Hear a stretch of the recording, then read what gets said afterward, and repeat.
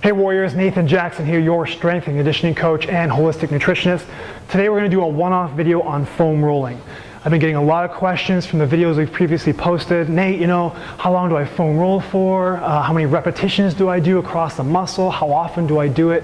So I want to take this opportunity to not only show you how to foam roll, give you the reasoning behind why we foam roll, but show you how we foam roll. Let's get to it.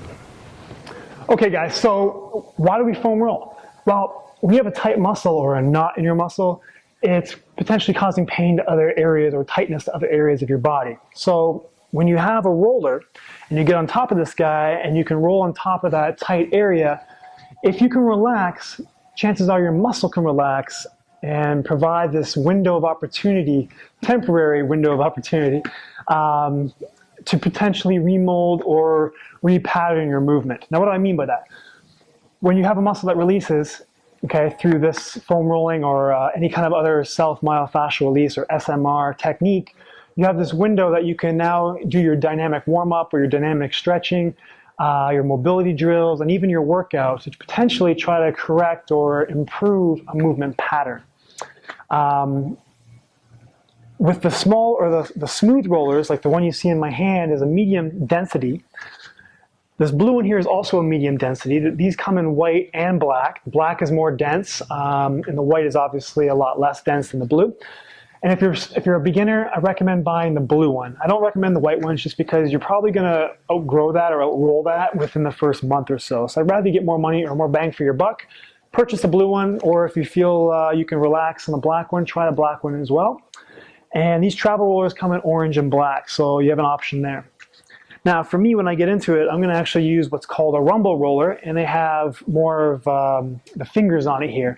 Now, the reason this is a little bit different and a little bit better is because it can actually dig into your skin and start to pull apart. If this is your muscle, this is the top layer of skin. When these fingers dig in and you start to roll, you're slightly pulling apart some of the tissue that's in between here that can potentially also be a problem. There's some debate on whether the science is actually correct with that or not. It's definitely not going to be as good as going to see a massage therapist, but these are things you can do in between workouts or in between sessions of massage. So by no means does this replace a massage therapist, but it's daily. It's like brushing your teeth, okay? It's daily prehab or pre-prep that you can do for yourself, okay? So how many times are we going to roll past the muscle? And that's going to be about 3 to 5 rolls. I'm going to start up here at my thoracic spine. Now there's a couple areas of your body I do not want you to roll, one being your cervical spine. Okay, so I do not want you to come up here by your neck, especially with the rumble roller.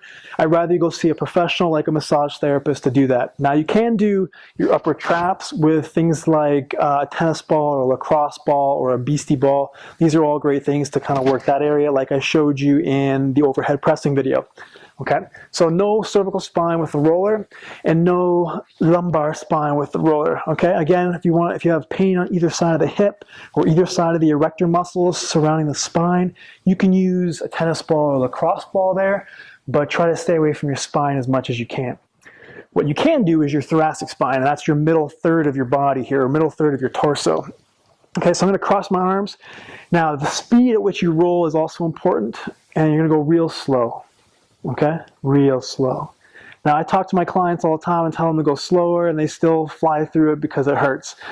What you're trying to accomplish is relaxing on this roller as much as you possibly can. That's why beginners should not use the rumble roller.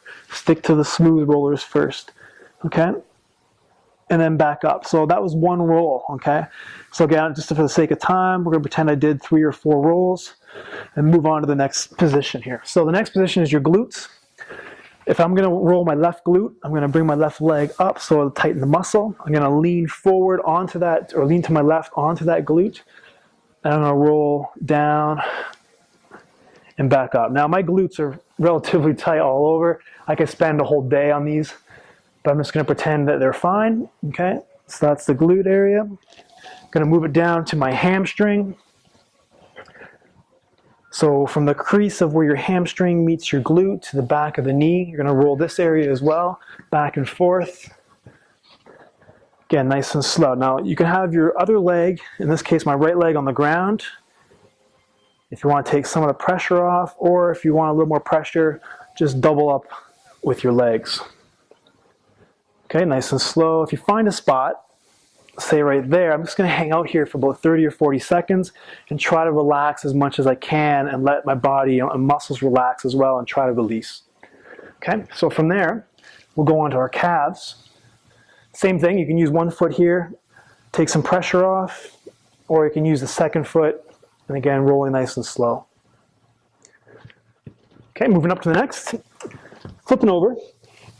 One area that often gets neglected is the muscles in the shin area here, and especially if you have trouble squatting and you can't get that range of motion that we're looking for in the ankle like we talked about in the squat series. This is an area that is super painful, but it can also help you out achieving that squat angle. So I'm going to bring my shin on top of the roller here. Now this hurts like no other, so I'm actually going to use my left leg because I can't put both legs on the roller to provide that pressure because it hurts too much. So nice and slow with the roller, and there's your shins. Okay, moving up to your quad. So you get into a plank position. You're going to flex your right leg. I'm going to do my right thigh, and I'm just going to travel down my thigh here. I might need to use my elbows here to kind of position myself properly, and then right back up. Okay. Now another area that often gets neglected is the TFL. Now this area, because people often sit all day long, this gets super tight as well. So we're just going to roll my right TFL, which is basically where your hip meets your thigh. Now, if I'm rolling my right TFL, I'm going to bring my right foot off the ground so you can see my right glute kind of flex a little bit. And again, the plank position, you're going to roll back and forth. This one's going to be a nice small roll. But again, if you feel a spot that's tender, just hang out there. You can move around a little bit left to right to kind of work that muscle. All right. The last one for the lower body is I'm going to bring my leg up and flex it 90 degrees. And we're going to roll from mid-thigh into the groin. So again, plank position, bring that hip off, the left hip off the ground, you're gonna roll into your groin, good, and then back out halfway. And I'd go even slower than that, actually, that was a little fast. And then back out.